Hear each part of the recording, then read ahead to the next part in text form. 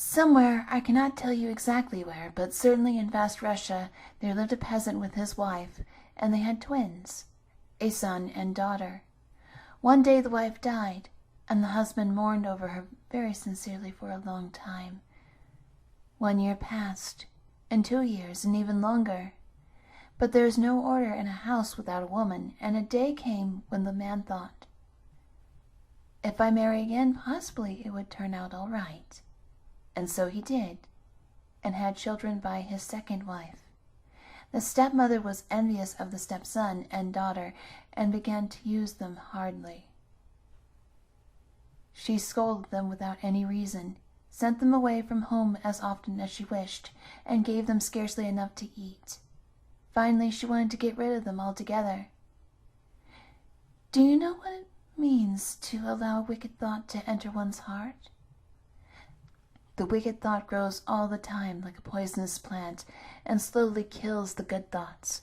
A wicked feeling was growing in the stepmother's heart, and she determined to send the children to the witch, thinking sure enough that they would never return. "Dear children," she said to the orphans, "go to my grandmother who lives in the forest in a hut with hen's feet. You will do everything she wants you to, and she'll give you sweet things to eat, and you will be happy." The orphans started out, but instead of going to the witch, the sister, a bright little girl, took her brother by the hand and ran to their old grandmother and told her all about their going to the forest. "Oh, my poor darlings," said the good old grandmother, pitying the children. "My heart aches for you, but it is not in my power to help you. You have to go out to a loving grandmother, but to a wicked witch.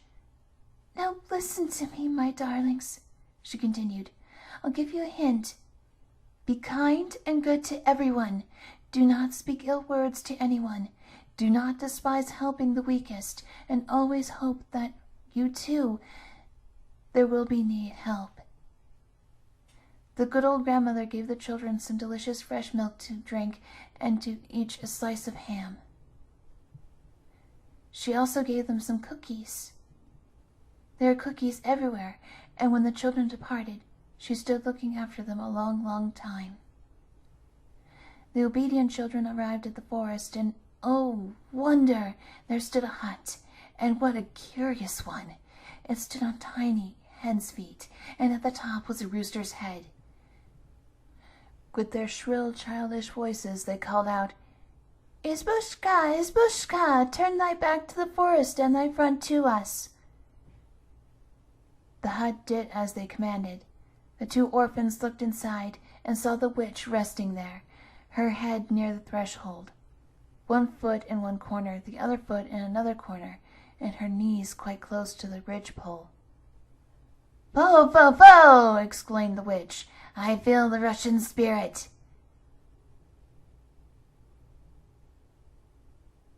The children were afraid and stood close, very close together, but in spite of their fear, they said very politely, "Oh, grandmother, our stepmother sent us to thee to serve thee." "All right. I am not opposed to keeping you children. If you satisfy all my wishes, I shall reward you. If not, I shall eat you up." Without any delay, the witch ordered the children to spin the thread, and the boy, her brother, to carry water in a sieve to fill a big tub.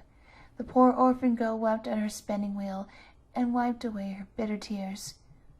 At once all around her appeared small mice, squeaking and saying, "Sweet girl, do not cry. Give us cookies and we'll help thee." The little girl willingly did so. "Now," gratefully squeaked the mice, "go and find the black cat. He is very hungry. Give him a slice of ham, and he'll help thee." The girl speedily went in search of the cat, and saw her brother in great distress about the tub. So many times he had filled the sieve, yet the tub was still dry. Little birds passed, flying nearby, and chirped to the children. "Kind-hearted little children, give us some crumbs, and we'll advise you." The orphans gave the birds some crumbs, and the grateful birds chirped again. Some clay and water, children dear. Then away they flew through the air. The children understood the hint, spat in the sieve, plastered it up with clay, and filled the tub in a very short time. Then they both returned to the hut, and on the threshold met the black cat. They generously gave him the good ham which their good grandmother had given them, petted him, and asked, Dear kitty cat, black and pretty, tell us what to do in order to get away from thy mistress, the witch. Well, very seriously answered the cat, I'll give you a towel and a comb, and then you must run away.